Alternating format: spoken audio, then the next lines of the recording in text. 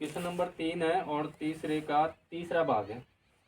प्रश्न क्या दिया हुआ है कि एक क्रिकेट टीम के कोच ने 7 बल्ले और 6 गेंद कितने रुपए में खरीदी है?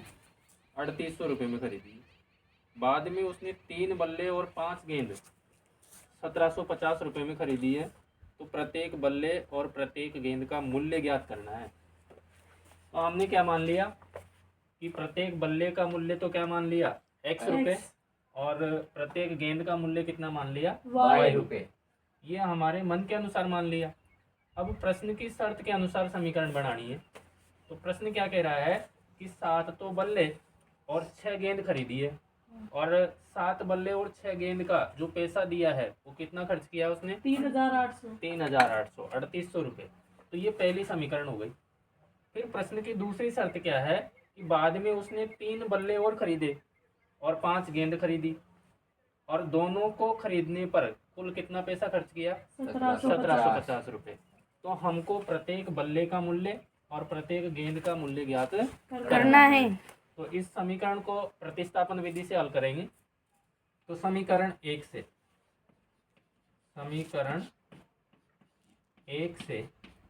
x का मान निकालो यहाँ से। तो देखो 7x बराबर 3800, इस 6y का पक्षांतरण करेंगे इधर, तो इधर प्लस का है तो इधर जाने पे किसका हो जाएगा? माइनस का। तो माइनस का कितना हो जाएगा? 6y। तो x का मान चाहिए हमको। तो x बराबर 3800 माइनस का 6y बटा 7 बटे में कितना आ जाएगा? 7। अब जो ये x का मान है ये समीकरण नंबर 2 में क्या कर देंगे हम? प्रतिस्थापित कर देंगे। और इसको समीकरण नंबर 3 दे देंगे। तो x का ये मान है ये समीकरण 2 में रखना है। तो x का मान कौन से समीकरण में रखेंगे? समीकरण 2 में प्रतिस्थापित करने पर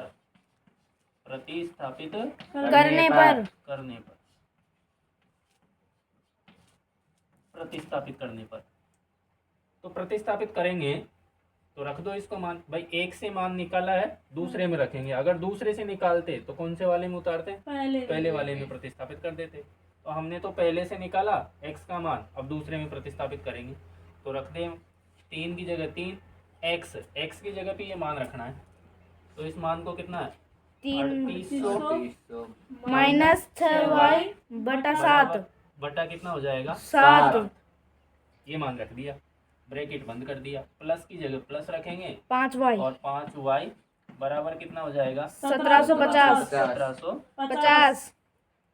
अब इस ब्रैकेट को इससे गुणा करना है या इसके नीचे कुछ भी नहीं है तो हम क्या कर सकते हैं? यहाँ 1 लिख सकते हैं और इन दोनों का एलसीएम, भाई कट तो रहा नहीं है तो एलसीएम ले लो इसको। तो देखो 7 और 1 का लघुत्तम कितना आ जाएगा? 7 आ जाएगा।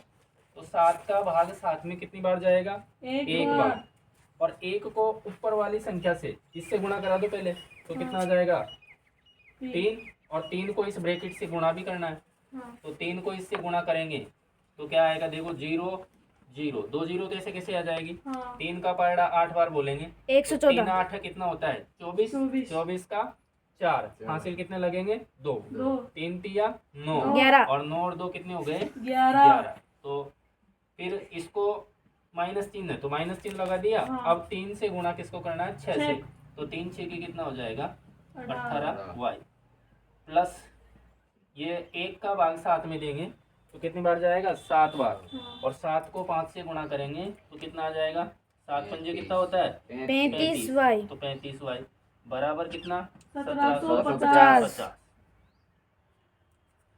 अब देखिए इसको हम, ये पद y का है ये भी पद y का है तो इनमें 35 तो प्लस का है और 18 माइनस का है। तो 35 में से 18 घटाना है और ये संख्या ऐसे कैसे रह जाएगी? 11400। 35 में से 18 गए तो कितने बचेंगे? प्लस के बचेंगे माइनस के?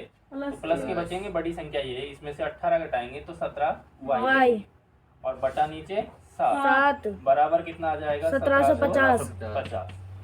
अब देखो ये जो 7 है इसको इधर भाग में गुणा में चला जाएगा। तो 114 के पीछे 2 0 प्लस 17y बराबर, अब 7 से गुणा करना है इसको। 7 गुणा 0 करेंगे तो क्या आएगा 0। जीरो।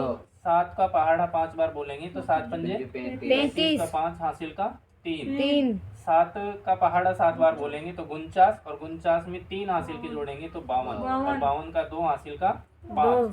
7 एकम 7 और 7 और 5 हासिल के कितने हो गए 12 12।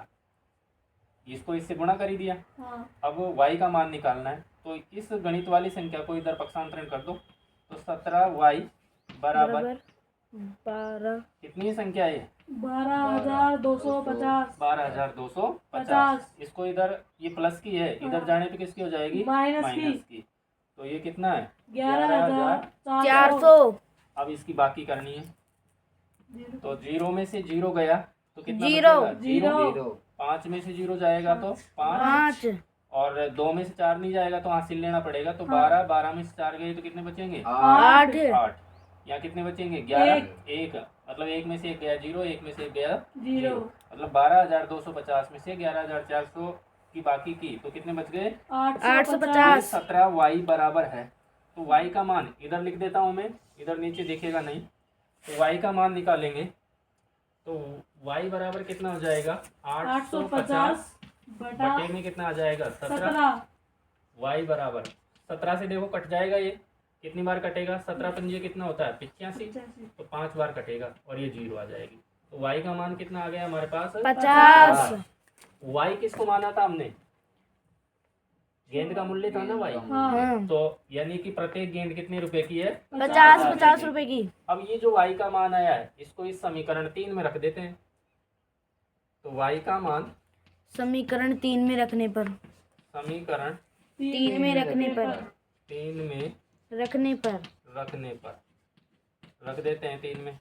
हाँ। तो क्या आ जाएगा x बराबर 3,800 3,800 माइनस 6, y की जगह कितना रखेंगे 50, 50 तो यहाँ रख देते हैं 50 बटे में कितना आ जाएगा 7। 7 तो देखो 3800 तो ऐसे कैसे लिखेंगे माइनस 50 गुणा 6 करेंगे तो कितना हो जाएगा 300 और बटे में 7।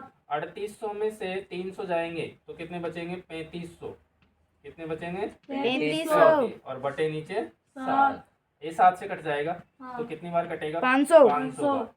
तो यानी कि हमारे पास ये x का मान आ गया।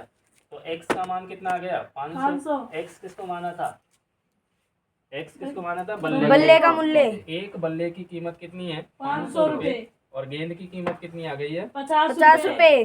किसी को कोई दिक्कत है नहीं नहीं है। नो अब इसको आप लिख सकते हैं